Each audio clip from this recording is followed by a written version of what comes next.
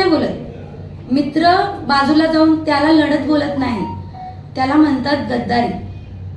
आणि ही गद्दारी आहे. आणि हा आम्ही समजतच नाही लढत चालू आहे. आम्ही एकतर्फेच लढत आहोत, आम्ही एकतर्फे येणारच आहोत याचा विश्वास आहे आम्हाला. आम्ही गावागावी जातो.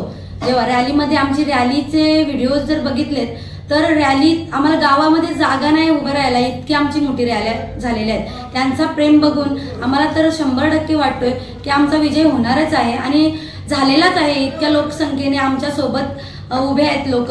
आणि गावोगावी जातो, महिलांनी ज्या आरत्या वगैरे करतात त्यांचा प्रेम बघून आमचा विजय होणारच आहे. समस्या अनेक आहे. आता पेट्रोल पंप आपल्याला जायला लागतो नेरूळ किंवा बेलापूर या ठिकाणी जायला लागतो, जासई वगैरे. पण आता तसं होणार नाही. या आठवड्यामध्ये आपण पेट्रोल पंपचं उद्घाटन करणार आहोत, भूमिपूजन करणार आहोत. आणि रस्त्याची कामं तर चालूच आहेत.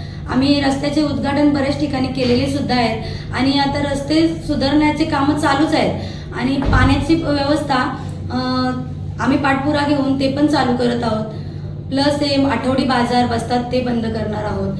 आणि त्या आठवडी बाजार बसतात त्यांना मार्केट आपण कसं द्यायचं ते त्यांच्यासाठी आपण करणार आहोत. आणि दिव्यांग लोकांसाठी सुविधा किंवा महिलांसाठी सुविधा काही येतील शासकीय तर आम्ही त्यांच्यापर्यंत पोहोचवण्याची कामं करणारच आहोत.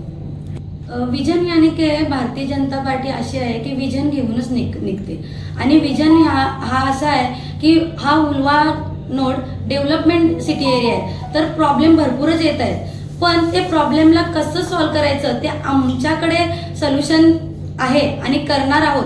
या विजननेच आम्ही चाललेलो आहोत. आणि ज्या काही समस्या लोक घेऊन येतात त्या आम्ही आत्ता पहिला सुद्धा करत होतो आणि आत्ता सुद्धा करणार आहोत. आणि विजन याने की आता बोललेलीच आहे मी, पेट्रोल पंप वगैरे, पाण्याची सुविधा वगैरे, लोकांसाठी वॉकिंग ट्रॅक, हे सगळे आम्ही करणारच आहोत. भारतीय जनता पार्टी हेही विजनही घेऊन आलेली आहे.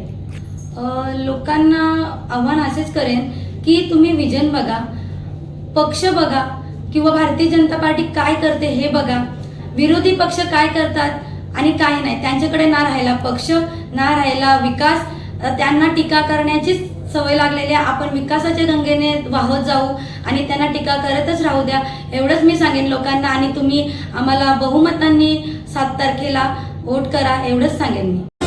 जर तुम्हाला हा व्हिडिओ आवडला असेल तर चॅनलला लाईक, शेअर आणि सबस्क्राईब करायला विसरू नका.